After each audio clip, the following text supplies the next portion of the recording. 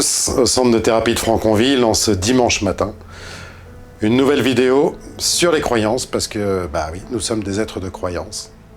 C'est bien ce que nous sommes intrinsèquement. Aujourd'hui, on va aborder un nouveau sujet. Parce que la plupart des gens, dernièrement, me parlent de lâcher prise. Alors toi qui regardes, tu veux contrôler, tu veux lâcher prise, mais finalement, que faisons-nous vraiment? Question que je me pose tout autant. Est-ce que finalement je suis dans le contrôle de quelque chose ou est-ce que finalement, quand je lâche prise, finalement je reprends le contrôle d'une autre manière et... Ah, ça c'est de l'illusion. Le matin, tu te réveilles, parfois très tôt pour être sûr de ne pas prendre de petit déjeuner, de te dépêcher de prendre ton train ou ta voiture, de surtout prendre le temps de faire un maximum de bouchons, de te dépêcher d'arriver au travail dans des états émotionnels qui ne sont pas forcément les meilleurs, de courir à ton bureau, de faire tout ce qu'il y a de retard, les mails, et puis tout d'un coup, tiens, une réunion qui n'était pas prévue et ton travail, il prend du retard et ta charge émotionnelle augmente et tu te sens pas bien. Et puis il vient le soir parce qu'il faut rentrer et t'es fatigué de ta journée et t'en as ras-le-bol. Mais il y a les enfants, ou il y a le conjoint, ou il y a encore un autre truc qu'il va falloir gérer parce que c'est important. Finalement, c'est ça ta vie. Tu as décidé de mettre bout à bout dans un énorme scénario, un ensemble d'éléments que tu as du mal à contrôler et que tu cherches à surcontrôler jusqu'à un moment où t'en peux plus. T'es fatigué, t'en as marre, ou tu tombes en dépression, ou tu tombes malade, ou tu fais un burn-out, ou tu pètes un plomb, mais t'en peux plus. Parce que c'est pas possible. Parce que finalement, c'est pas ça vivre. Alors en discutant, je me suis posé cette question. Est-ce que je lâche prise? Ah, complètement. Le matin, je promène mon chien, et puis derrière, je vais méditer, et puis je vais... Ah mince. J'ai remis en place un scénario identique à avant, mais d'une autre manière. J'ai mis un scénario spirituel. Attention, changement majeur. Je contrôle. Finalement, je lâche pas prise du tout, moi non plus. Alors finalement, est-ce que le changement, ce serait s'illusionner à refaire exactement la même chose, c'est-à-dire de contrôler d'une autre manière, ou ce serait autre chose finalement? Bon, j'ai compris, je vais lâcher prise, je vais me connecter à mon âme, je vais rentrer dans mon cœur, je vais prendre du temps, et puis arrivant le soir, mes séances sont finies, et tiens, quelqu'un vient me voir, et je suis crevé, j'en ai marre, j'ai envie de rentrer, mais non, je vais prendre le temps pour cette personne, parce que je suis au service, et c'est important de prendre du temps, et merde, j'ai encore pas lâché prise finalement. Je refais encore une fois la même chose. Pareil, je suis au service. Mais pas de moi.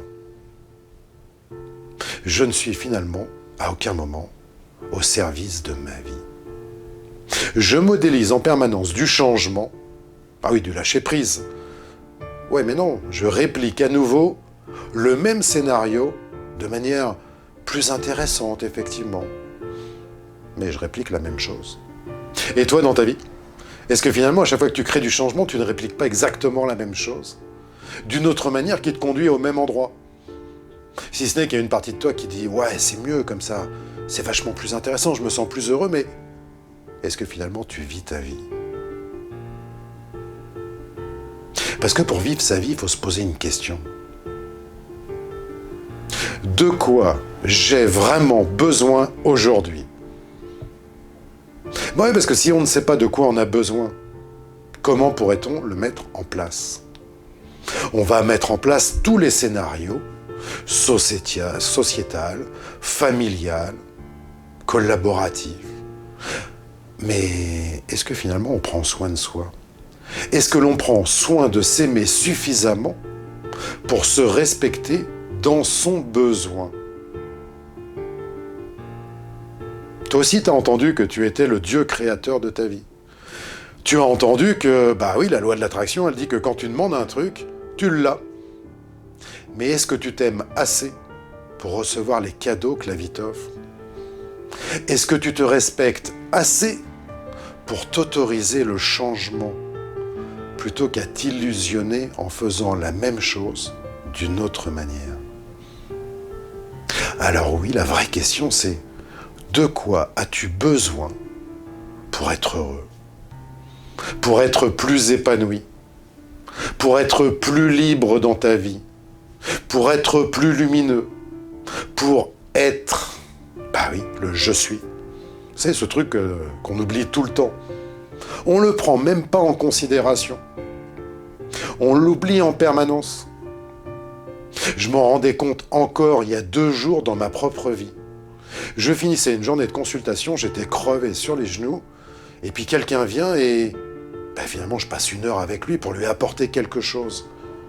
Prise de conscience, permettre de prendre conscience que, effectivement, c'est pas... Ah oui, mais qu'est-ce que tu fous, Olivier? N'importe quoi.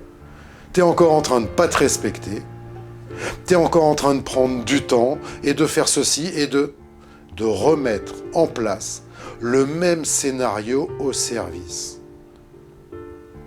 Mais pas à ton propre service. Alors oui, faire du bien, c'est essentiel. Mais si je me fais pas du bien, comment ce bien-là le serait-il vraiment? Alors revenons à cette très simple question. À la fois simple et à la fois vraiment complexe parce qu'on se la pose jamais.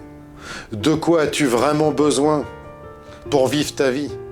La tienne à toi sur ton chemin de vie, en connexion avec ton âme. Ta vie à toi, pas celle des autres. La tienne à toi. De quoi as-tu besoin?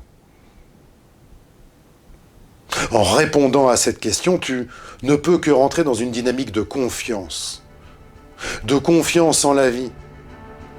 Et si tu fais confiance en la vie, c'est que tu as lâché prise sur ton besoin de contrôler l'avenir, d'imaginer tous les scénarios, de tout prévoir, de tout imaginer, de chercher à contrôler. En perdant toujours le contrôle, bien évidemment. Alors que lâcher prise, c'est passer par cette confiance. C'est passer par le respect de toi-même sur tes besoins propres. Oui, on n'est pas là pour tout accepter. On n'est pas là pour dire oui à tout. On est là pour s'aimer et vivre notre vie. Alors finalement, si tu t'autorises à te poser cette question, tu vas t'autoriser à commencer à te faire confiance. Parce que tu vas commencer à te respecter. Et en te respectant, en te faisant confiance, tu vas commencer à réellement t'aimer pour ce que tu es. La personne que tu choisis maintenant d'être concrètement dans ta vie, pour toi-même, pour avancer, pour vivre. Et ça, c'est vraiment génial.